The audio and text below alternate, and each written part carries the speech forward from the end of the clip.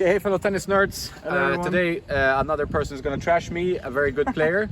He's 20 years old. What's your name? Robin Bucher. Robin Bucher, wanting to chase that first ATP point. Exactly. You used to train at the Rafa. Again. Exactly, for 3 years. So this guy is way above my league, but fun to hit a bit, hit a few balls. We're going to be on this beautiful grass court in Mallorca, the Mallorca Country Club, fantastic place. And we can talk about his rackets. It's a quite heavy spec speed MP. Exactly. So I'm gonna read the specs for you here. It's 330 grams unstrung, 304 swing weight, so that's 30 points, 335 swing weight strung, and a 30.9 centimeter balance is 132 centimeter. So it's quite a heavy spec for a young guy, but you can probably wield it. But you're having some arm issues, is that exactly? Yeah. So we'll see if we can find out why. You know, maybe some help. But it's not a super stiff frame. But with the weight, it might impact you a bit more. We'll see. Maybe. Let's see. Let's have a look. I think it's important when you play tennis to always have a lot of excuses. In my case, this was the first time on grass in a long time. The ball is bouncing low, fast, unpredictable. These grass courts were amazing, in amazing condition. They work in a very close cooperation with Wimbledon, so obviously these courts are spectacular at the Mallorca Country Club. But excuses are important. I also had a bleeding blister on my hand, which is never fun, so I couldn't grip it. And yeah, Robin is a much better player. That's the biggest excuse. But it's fun to play against these guys, and you get a completely different ball, faster ball. Takes time to get used to. You're playing a bit better when you get used to it. Obviously, you want to give them a decent shot back. It's tough, but I'm happy that I can play with these guys from time to time and try to improve my tennis.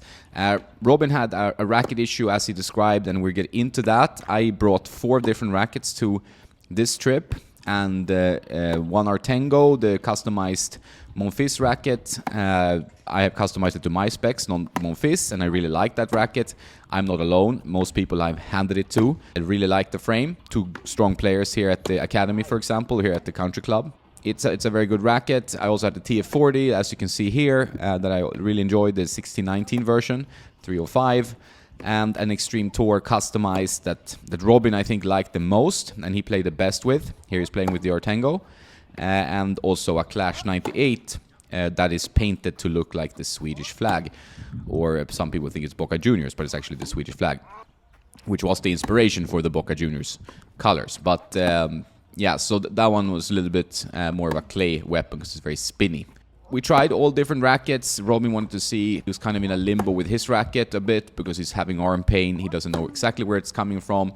It is a heavy frame, 348 grams, 335 swing weight, and 32 centimeter ballast strung approx. He uses 130 gauge MSV co-focus hex, which is a control-oriented poly. It's not a comfortable poly, but it's not super stiff either. I think it's more the weight of the racket maybe. If he's playing, 5 hours a day or whatever he's playing, he's training full on and with very good players. And when you're hitting many shots over a period of time, and the racket is heavy, you're gonna be a bit late on some shots, and even at this level, and obviously you're gonna have issues later on.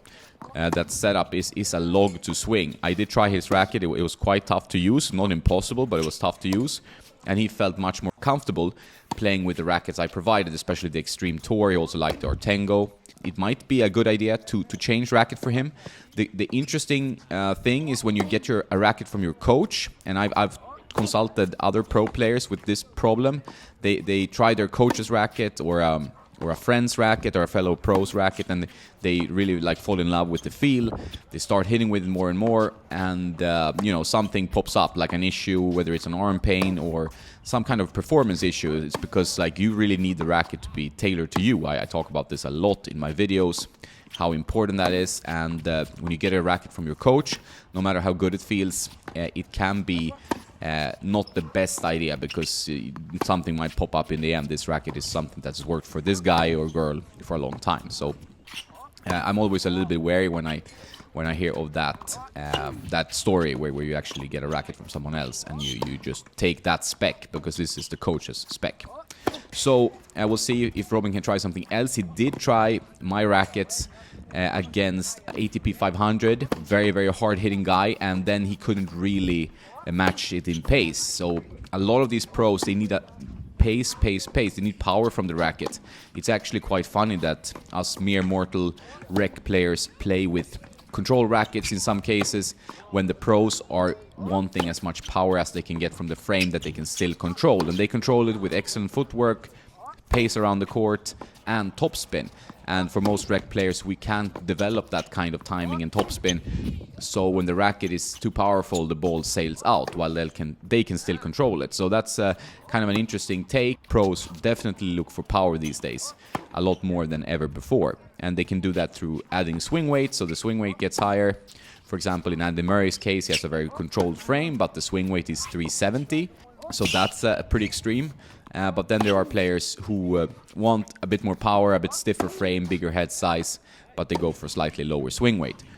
It's interesting with this power thing that you really need more power as a pro player. You wouldn't think that was the case, but that is really the case. And Robin's shots didn't have enough penetration to hurt this guy when he played with a smaller head size, 98, with a slightly lower swing weight. He needs more on his shots and more from the racket. So that's interesting. Something for you guys to keep in mind, and something I'll get into a lot more in the future. But super fun session. Definitely we ended with the easier surface, clay, where the ball is bouncing up more. It was a very windy day, so a little bit tough to control sometimes, but yeah, it was really interesting to try 3 different surfaces. Wasn't as tough as it sounds. The grass is the toughest surface you can play on with the bounces and the speed. You need to move super fast, especially in wind. Clay, you have more time, and the hard court is kind of landing in the middle where the ball bounce is always the truest. The ball will bounce in a way that you can predict.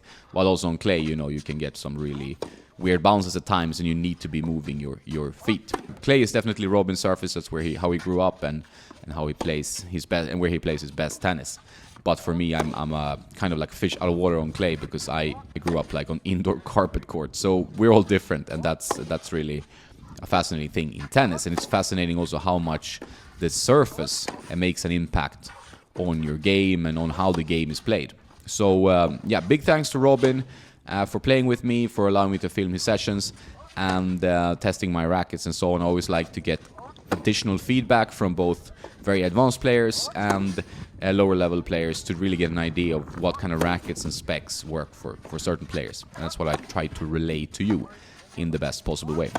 So I hope you found this video interesting. A little bit of musings about tennis rackets. Well, I'll keep you posted there. And on playing on 3 surfaces. Was a fun day. And if you want to check out Mallorca Country Club, I'm going to make a video about my experience there as well. So stay tuned for that one. Subscribe to the channel. Check out my Patreon, where you get more unique content, and my affiliates in the descriptions. Have a nice day now, and don't forget to play some tennis.